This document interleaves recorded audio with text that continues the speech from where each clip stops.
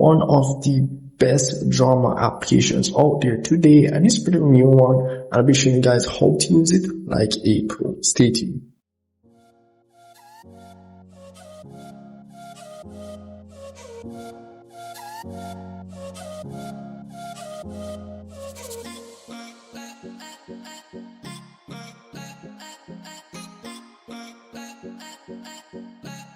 And the winner in the category of emerging